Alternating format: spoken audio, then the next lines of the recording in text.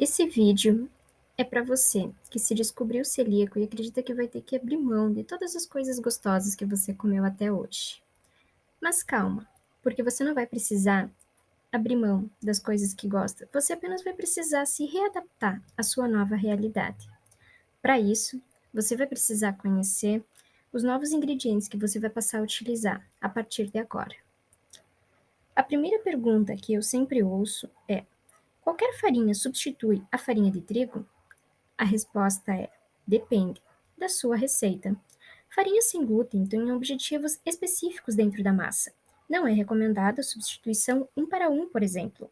Substituir uma xícara de farinha de trigo por uma xícara de mix de farinha sem glúten, para tal, seria necessário utilizar, por exemplo, 2/3 de uma xícara do mix de farinha sem glúten e 1/3 da farinha de oleaginosas, ou maisena, para dar estrutura, maciez e umidade à massa. Se você acabar substituindo um por um, pode acontecer da sua massa ficar pesada demais e não crescer. Então, bora conhecer os tipos de farinha existentes? O primeiro grupo de farinhas, responsável pela maciez, umidade, oleosidade da massa, são as oleaginosas. E apenas para deixar claro, algumas dúvidas recorrentes que recebo é: apesar de serem ricas em gorduras boas para o coração, eles não substituem a manteiga ou o óleo de coco utilizados nas receitas. Como exemplos, nós temos a farinha de amêndoas, de macadâmias, castanha de caju, nozes, castanha do Pará, amendoim e linhaça. Se acaso você encontrar apenas as sementes inteiras desses grãos, você pode triturá-las em casa no multiprocessador, obtendo uma farinha das mesmas. O segundo grupo, nós temos as farinhas feitas de frutas e tubérculos.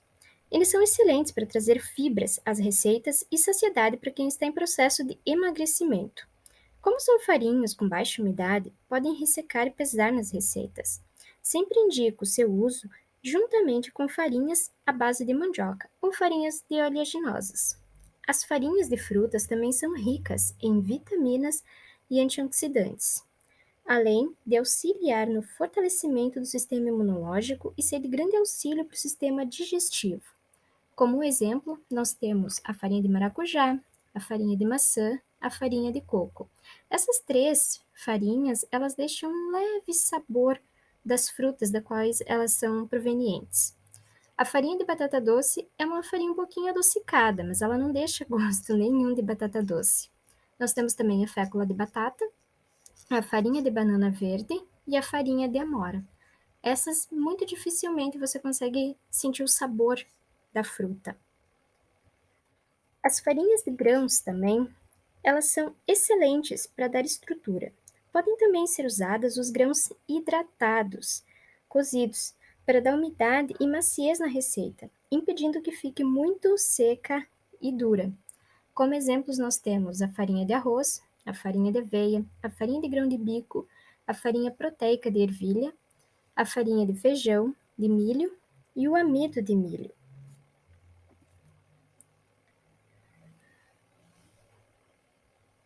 Por último, nós temos a farinha proveniente da mandioca. Elas são excelentes para dar elasticidade à massa, não dão o mesmo efeito que o glúten dá, como maciez e umidade, mas nós percebemos claramente a função do polvilho e da tapioca, que deixa o pão de queijo mais elástico. E por último, e não menos importante, nós temos os espessantes naturais. Esses sim substituem a goma que o glúten provocaria na massa. A goma xantana e o agar-agar, quando misturados na água, formam uma espécie de gelatina, que confere maciez à receita. Já a chia e o psyllium, além de suas fantásticas propriedades fibrosas, também auxiliam no funcionamento do intestino, causam saciedade e são excelentes fontes de ômega 3 e 6, além de ser substituto dos ovos para quem é alérgico a ovos ou vegetariano. E onde encontrar essas farinhas? Bom, em primeiro lugar, nós encontramos facilmente algumas delas, como a maisena, os polvilhos. A gente encontra muito fácil no mercado, mas lojas de produtos naturais são mais especializadas nesse tipo de farinhas. No entanto, Se você for comprar a granel, é necessário certificar-se com o dono do estabelecimento se esse produto não entrou em contato com outro produto que tenha glúten. Se é utilizado o mesmo copo medidor para todas as farinhas da seção a granel, é certo que houve contaminação cruzada.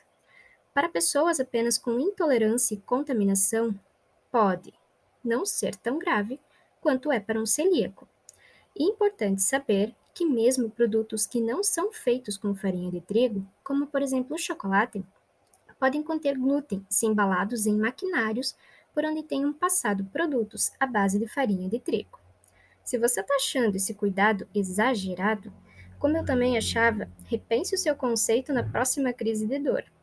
Enfim, como prometido, nós vamos a uma receita final. Uma receita super fácil de bolacha amanteigada.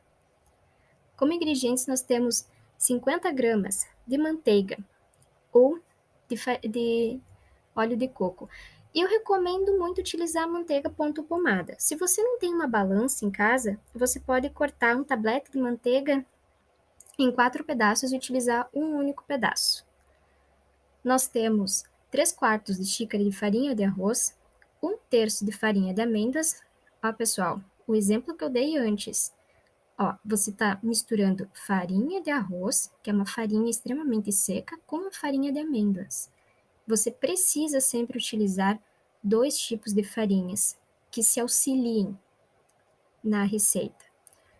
Dependendo se você for fazer uma cookie, uma bolacha, um bolo, se vai ter, por exemplo, um bolo de cenoura, você vai utilizar a cenoura, que também vai dar umidade a essa massa. Então, dependendo da receita, sempre, todas as receitas sem glúten utilizam 2, às vezes até mais farinhas junto. Meia xícara de açúcar ou adoçante, e para quem tem algum tipo de doença inflamatória, o adoçante eu recomendo o xilitol, o eritritol ou a talmatina.